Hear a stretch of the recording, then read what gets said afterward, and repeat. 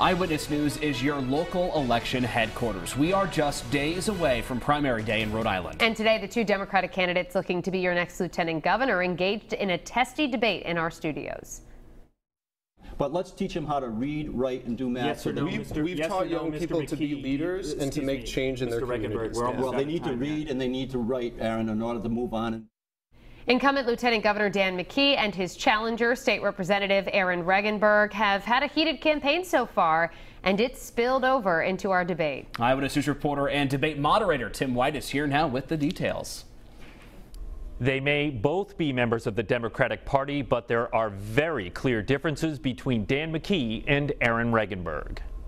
I don't know what reality my opponent is living in. Progressive Democrat Aaron Regunberg says he would champion a single-payer health system in Rhode Island if he were elected lieutenant governor. So my opponent, who to my knowledge has never actually put forward real solutions to our healthcare crisis, he can stand with the status quo. He can stand with the private insurers and the drug companies. A moderate Democrat, Dan McKee, points out Vermont abandoned a plan for a state-run healthcare system, deciding it would be too expensive for taxpayers. Who's got the experience, the management experience, the experience to run budgets, the experience to run numbers?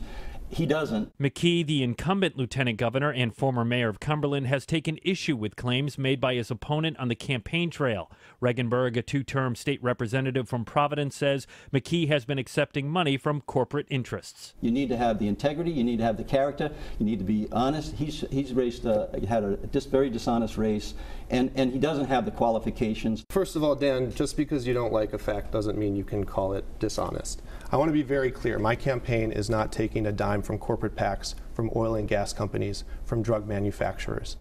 Despite their disagreements, they both agree to endorse whoever is the Democratic nominee. Now, McKee also says he is voting for Gina Raimondo in next week's primary.